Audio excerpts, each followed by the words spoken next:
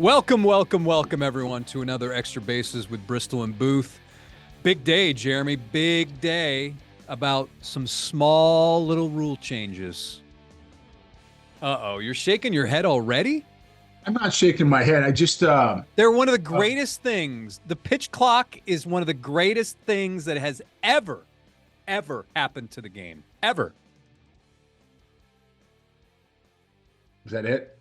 No, I got thinking about the Dodgers and Shohei as soon as I said it.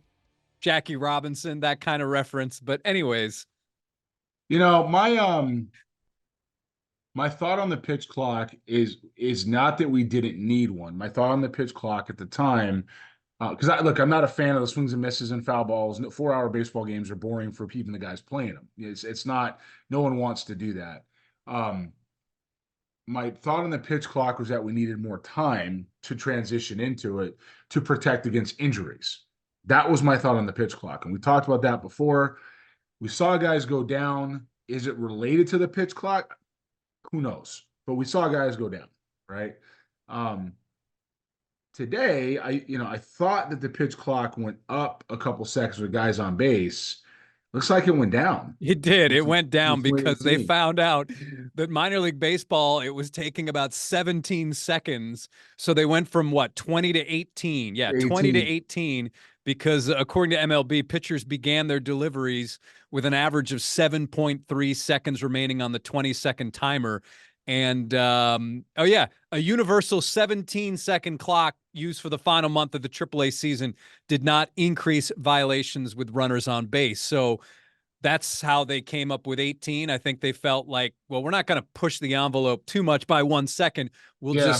We'll just compromise. But as you're Well, probably aware, the players not exactly thrilled by all this.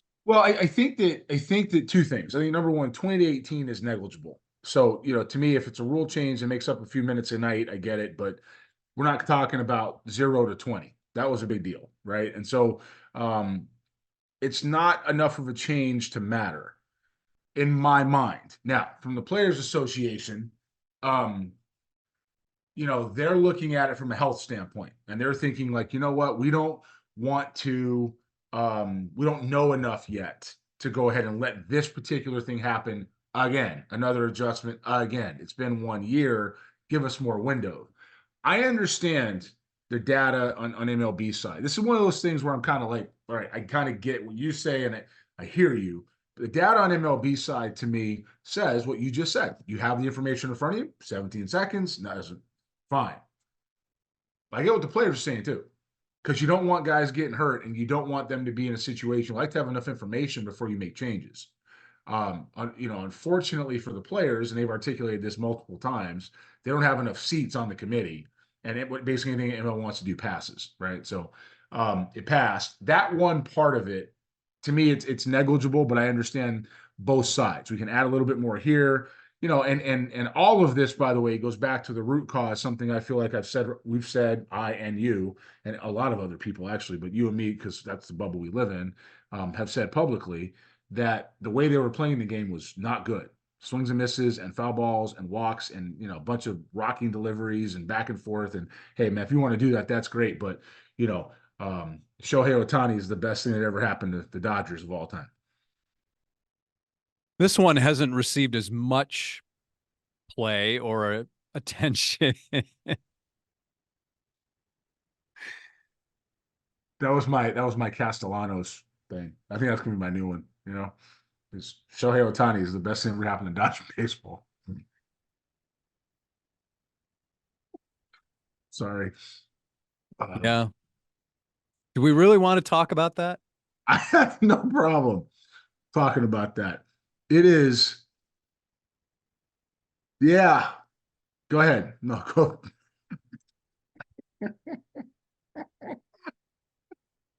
Sometimes I wonder, and I'm going to speak in general terms here because it's not easy to do what we do, as Jeremy continues to laugh.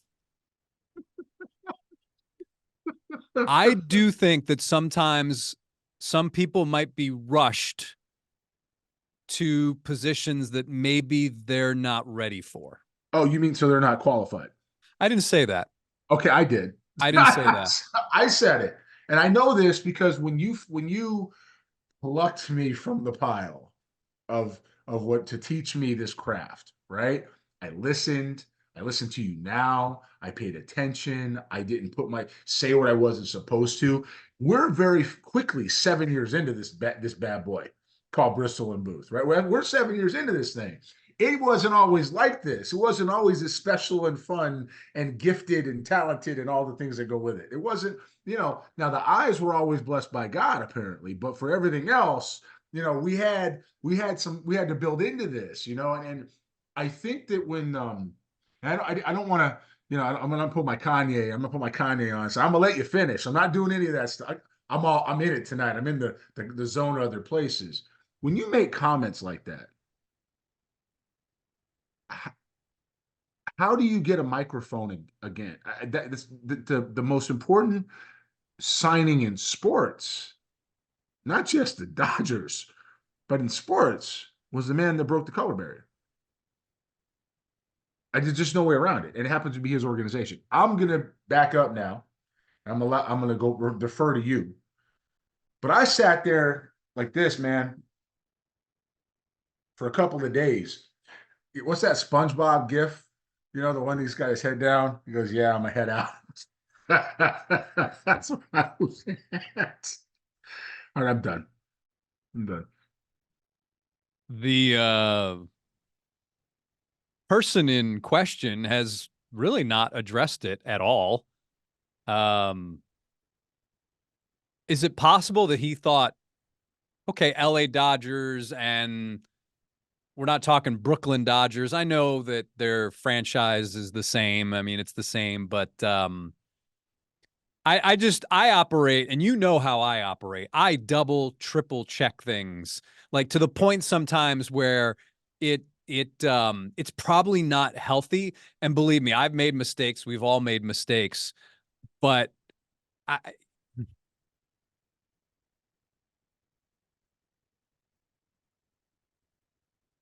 that's a tough one. That's a tough one. Have you ever? I mean, But Jason, again, he's not a reporter though. He's a personality who is supposed to give hot takes. So certainly the bar is a little different from what I do and what he does. So listen, I appreciate you giving the man the benefit of the doubt, but we're not gonna go into names because I think no one has to. We're all know. I mean, 11 million people saw that thing by the time I stopped looking at it. Like I'm quite certain it got out there. Okay, um, but I'm gonna say this: t-shirts, ripped jeans, walking through people's shots while they're filming in the postseason, jumping in front of people to ask dumb questions. And I'm saying they're dumb questions because I've listened to them. And I've listened to them and I've been at these things and I'm like, man, and look, you're not supposed to do that. But when you keep piling on with it, and then you got this entourage that walks around with you, worshiping the ground you walk on because you happen to, who, um, I don't know what. I don't know what I mean, honestly, when I saw the clip, I didn't really see the clip. I just said, that's another dumb thing. I'm just going to keep moving. And then I looked at it, I was like, whoa, whoa, hold on. Because, what Ben doesn't realize is that, and it's absent-minded. It wasn't intentional. It was absent-minded. It wasn't an intentional slight. That's not what he was doing. It was absent-minded. It was clueless, and it wasn't connected to reality. And people that look like me, or people that look like the guy that he was celebrating as the biggest signing, don't get a chance to even get a uniform without the one he ignored. It's tough. Um, I don't feel for the person because there's been nothing said since then. There's been no omission. He's had major leaguers pile on. He's had guys comment all over the industry. Not a sound. and I think that's where I'm going with. Sometimes I wonder, I always think preparation has a big, you mentioned some of your issues that we have seen with our two and two eyes, four eyes together. Happens. It just That happens. I think that people who have experience, they kind of know kind of the mores of what goes on in our industry and are a little more cognizant of it. So um, I just think that sometimes I think people are maybe rushed to places that they are not ready for yet. But that's I don't begrudge anyone. I mean, we all take our different paths. I mean, some people get through the minor leagues in 7 years, some people get through them in 2, some people get through them in 5, some people get through them in 5 weeks.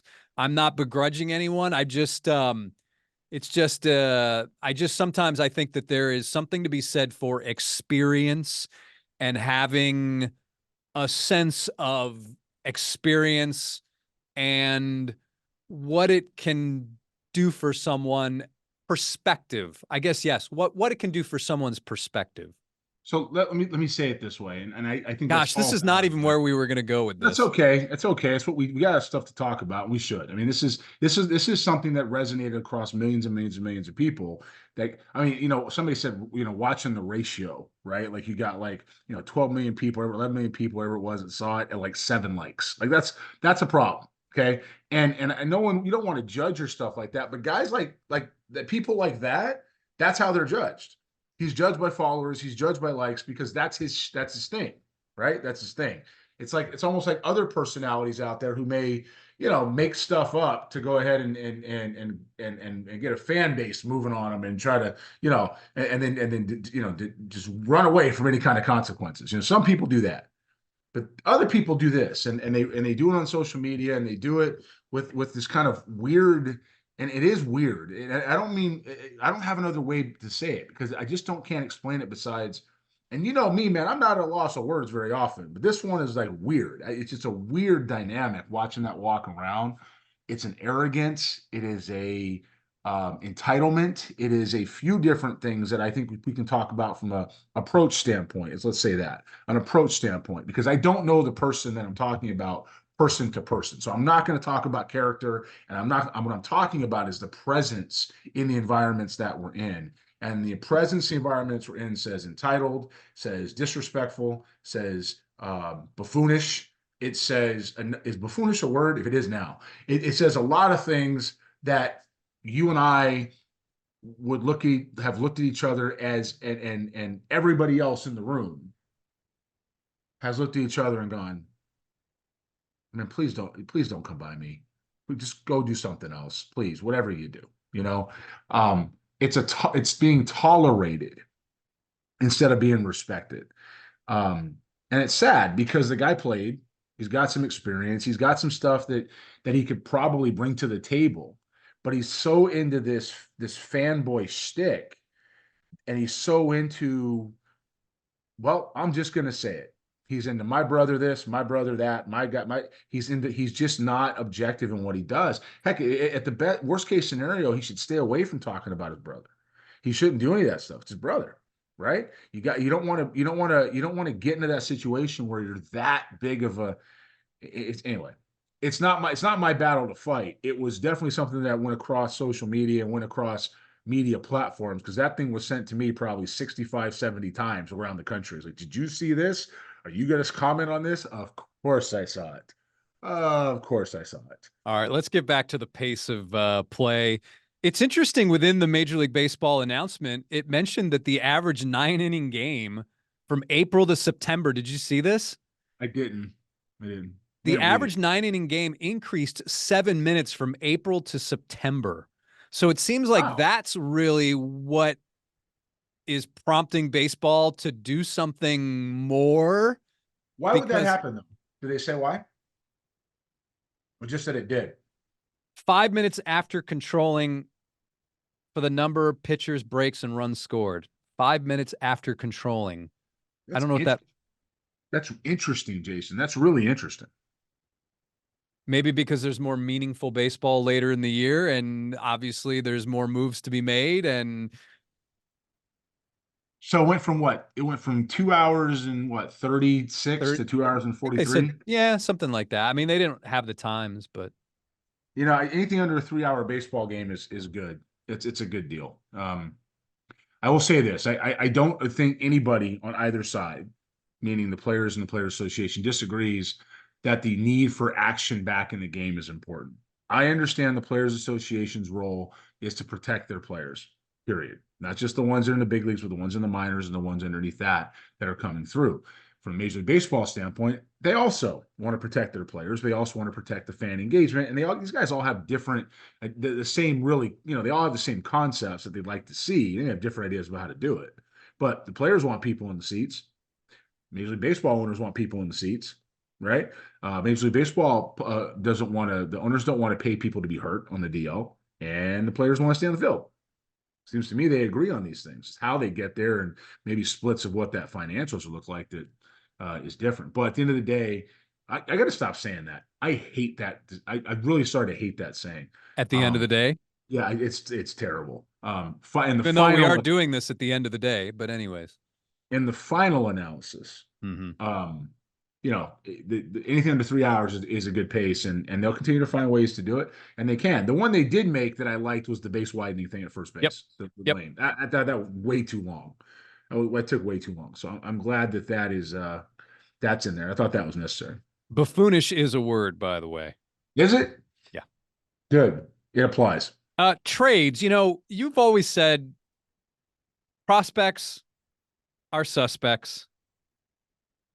And I don't know how this populated on one of my social media feeds, but it was from @Phillies Tailgate talking about the JT Realmuto trade from 2019.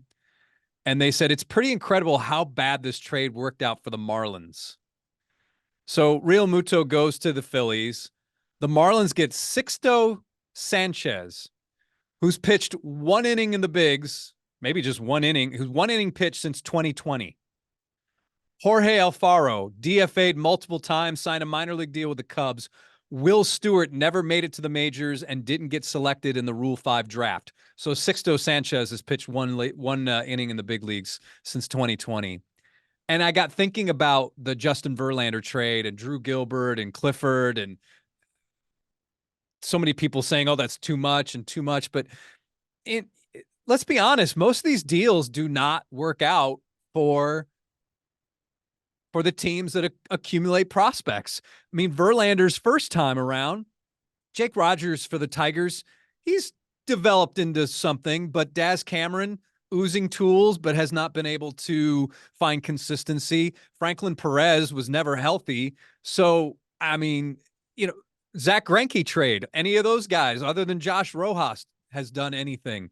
Garrett Cole trade, Joe Musgrove, yes. Musgrove has been a dude, but that was not with the Pirates. For the most part, he's been a dude with the Padres.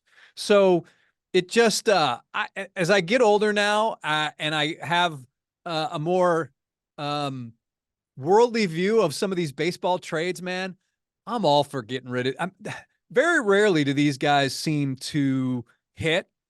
And it's funny, the ones that, and maybe I'm just speaking from the Astros perspective, sometimes it's the players in these minor deals. Josh Fields for Yordan Alvarez, Jeff Bagwell for Larry Anderson. I mean, those weren't mega deals, and look how they turned out. But still, I think, once again, it's a very important lesson, no matter which way you want to look at it. At the end of the day, prospects are suspects. And if you can acquire star power, you do it. Because the percentages, and granted, I don't have them concrete, but at least the eye test tells me that go do it. Because in most cases, I would say 75% of those cases, those prospects will not come back to bite you. This is an incredibly difficult game to play. It's just sum it up like that. And if you're achieving at the highest level, there's a cost for that to happen. Sometimes it's monetary on contracts. Sometimes it's organization. It's incredibly difficult to do. And that's why you and I say constantly, no matter what we're talking about players, these guys are some best in the world. Yep. We always qualify with that because they're the best in the world at this thing. And we wouldn't be talking about it if it wasn't relevant. Right. that said, clubs have gotten real good or even overprotective with players like Alvarez and A-Ball. They just don't want to part with it in lots of different ways or for lots of different reasons. Um, I think we're looking at a place though where you've got the free agent market that's been ridiculously slow. You've got things where they don't want, Yamamoto's now holding things up, right? And you've got two teams, maybe three, that are really in the mix: Dodgers, Yankees, and potentially the Mets. Red Sox are out, Phillies are out, Giants are out. And I don't understand why that is. These guys got to go sign players. There's lots of players that don't affect that Yamamoto doesn't affect. Um, but they've gotten into a place in MLB where they don't want to draft a bunch of guys. That's 20 rounds. Okay. They want as much information as possible. Understand that. They want to see good talent against good talent. Understand that. They're eliminated affiliates. Don't quite understand that. Also, I understand the business side of why they would do it. Don't think it's necessarily the right move. But that's not my call. That's between them and the Players Association, right? You guys got to figure that out. So, in my view,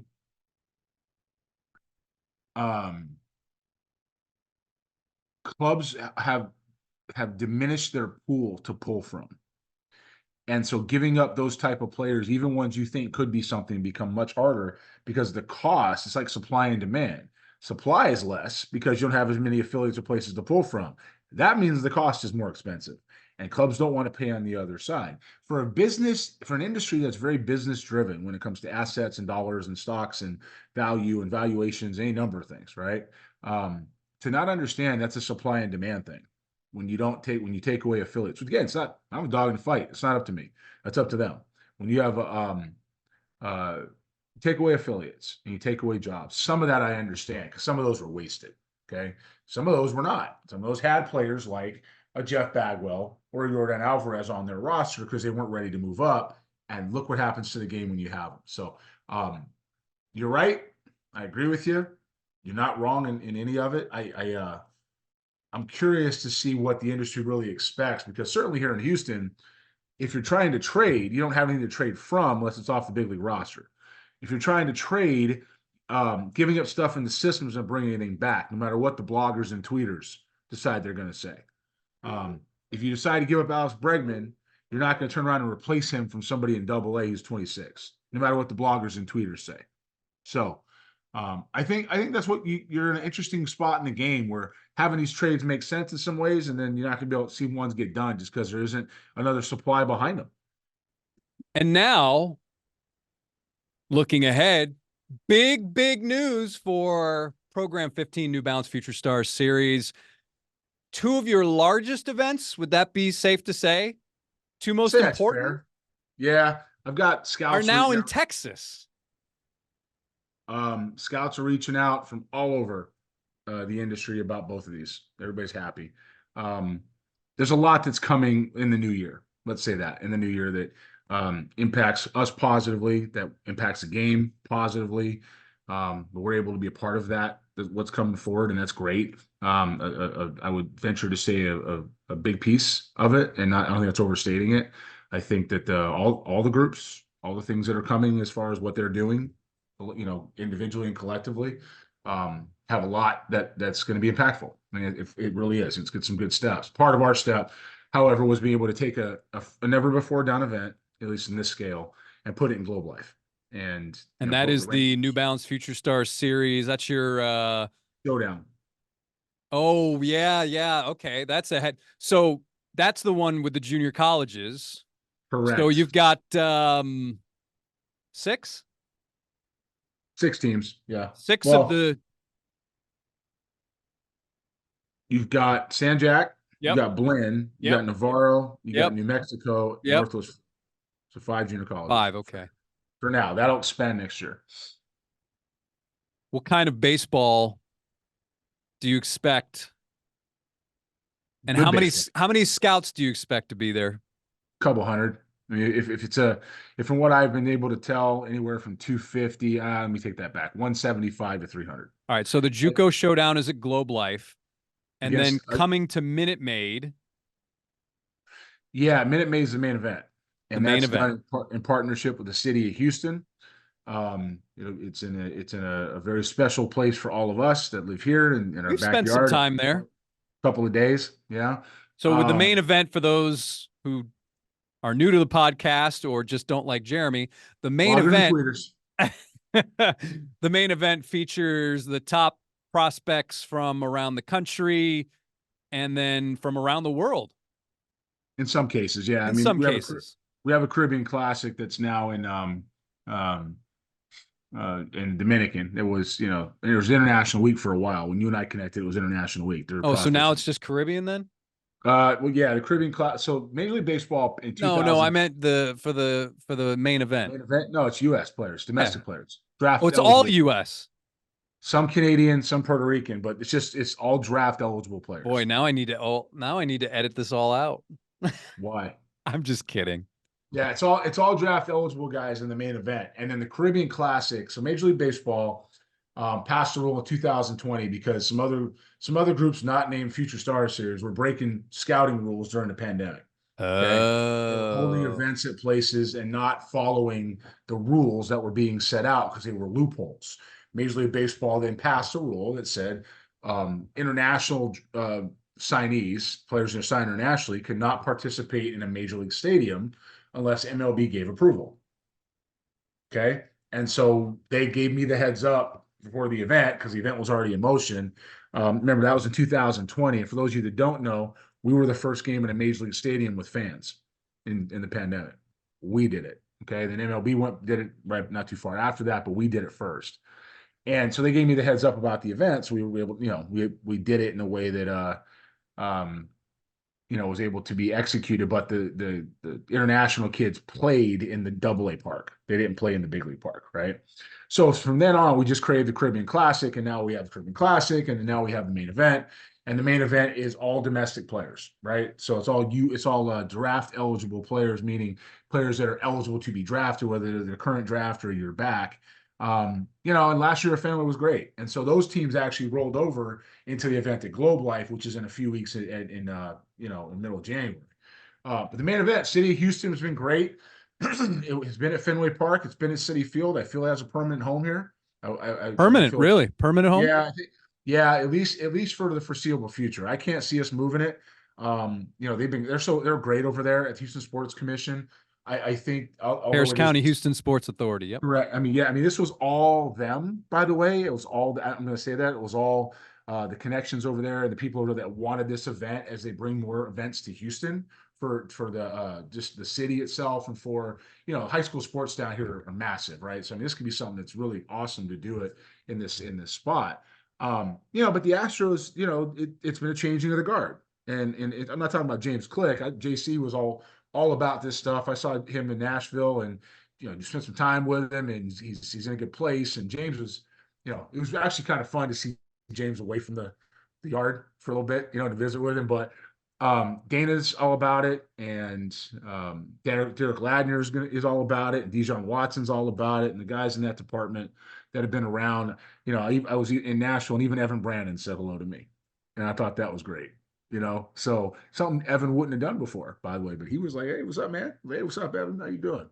So you look at those type of things and you think maybe that the scouting culture is a little bit different, that they want to get back to players. Certainly Jim Crane has shown an aversion to spending over the luxury tax, right? Getting to that deal. So the more events they can have and the more things they can do with high level prospects to get better looks at them in their ballpark, I'm sure they're going to want to do. And I think that's part of what this is for them. So it's they were in support. Harris County Houston Sports Commission made sure that Harris County Houston Sports Authority. Houston Sports Authority. Sorry, Harris County Houston Sports Authority got that done, and some big thanks to Daniel and Chris and Janice and the whole crew over there. At what point? How far along are you in the selection process for that? I mean, how many players have you earmarked for that event at this point? How many, we're 10 months away from it? I would say 0. Okay. But I would say we've got about 80 to 90 invites to the summer combines, which is selection events at Vanderbilt. Those are at Vanderbilt. And so I will say this, Tim Corbin and staff cleared their entire schedule in the month of July to accommodate one New Balance Baseball Future Star Series. We're very thankful to Vandy. It's an iconic place. Tim's Corb's done a great job, and he's been very special to me, and how him and Maggie, how they've treated me, and how they've embraced what we've done. And yeah, I mean, as far as I'm concerned, that's how this rolls. This is at Vandy in the summer, and this is at, Minute Maid, and then Globe Life after that. And I know the Rangers want this stuff. They want it for a long period of time. So I'd have a hard time seeing the current formula change, including the JV event being at Fenway Park, which, the Red Sox baseball operations tried really hard to get us, to have us have the full weekend there for years. Mike Rickard championed it, Devin Pearson and the baseball ops. Just wasn't meant to be with the business side. They just weren't into it. It wasn't meant to do anything close in my mind to what this event has earned, and to be here in Texas is my backyard. So excited to keep the underclass lead up at Fenway, and we've got another event, the underclass premiere of Fresh 50, that'll be at Delta Dental, not Delta Dental, Dunkin' Donuts Park, home of the Hartford Yard Goats. And Delta Dental will also have part of the underclass elite, as well as Boston College. So we got a couple things going on up there, got a couple things going on down here. And I'm excited. I'm actually in a very calm, and Jason, we know each other really well, and I don't mind saying this stuff on camera. I'm in a very calm place right now when it comes to this company. I'm focused. I'm ready to roll forward. I'm ready to help players. I'm ready to achieve, and give everything I have and get back on the road and do it again. And I haven't felt that way in a while. So I'm excited to have this peace with Mike Landis and Jeremy Hamilton and Pat Murphy and Jim Duquette and Bobby Evans and the entire crew, everybody. I mean, I could keep going. The entire leadership crew, Jason, just everybody here that works here has done a great job. Brian, Renee, they all do great jobs, when it comes to doing what they're supposed to do. And my cousin Ryan, who's going to be moving to Houston to run Houston operations, right? So it's become a little bit of a family affair. I'm pretty pumped up about all this. I'm a little bit biased because it's our city and we only have a few minutes left, but I would think Houston, the setting of it would be an excellent spot for an event like this, because you've got the nearby hotels, you've got a lot of restaurants, and you've got a lot of ancillary things around the area that when the kids and their families aren't playing, there's a lot of things to go do and see away from the ballpark when you're not playing. And I imagine there's some cities where it's not that easy to do those things based on where the ballparks are. So I think that's a win-win for you. That's just, again, my, I guess, biased opinion, having lived here in Houston now for 7 years, and we've gone and visited a lot of places. And yes, I know major league stadiums are typically in areas that they build up around the stadium, but I don't know. I just think it's a good, a nice mixture of things that people can do and see when they're here competing and participating in your events. I've been here 16 years. I'm in my 16th year. Okay. And I got to tell you, this is just home. It's home now. That's what it is. You don't hear that long and it's not home. I agree. I'm looking forward to the hotels right across the street from the ballpark. I'm looking forward to Biz's restaurant. We talked about that with him when we saw him underneath at the stadium. So, he's never there. But I'm sure if we tell him, hey, Biz, you gonna come by? He'll come by. I mean, those guys are, and Bagwell will too, and so will the Astros crew. I mean, it's a good, it's a good setup, and I owe those guys over at the Harris County Houston Sports Authority a big round of thanks. And Jason, I might as well say this now, you and I, yeah, along with some other special guests and friends in the Houston community, will be at the Houston Sports Awards. Yeah, we will be there as guests. We're not going to be there as working it or covering it. We're going to be rolling down that red carpet, my man. Well, we're going to be doing our thing. Got to double check, but I think we'll be okay. So, all right, everybody. That's with 2 minutes to spare here on our pitch clock. We've got to go. As always, really nothing controversial in this episode, but want me to try? No, not yet. Maybe next time. All right, everybody. Okay. This is probably our last podcast of the year. No, let's do one next week. All right, I'm sure off, so I have to do it at my house, but that's okay. So, all right, everybody, for Jeremy, I'm Jason. Until next time, thanks for watching and listening, and we'll talk to you next time.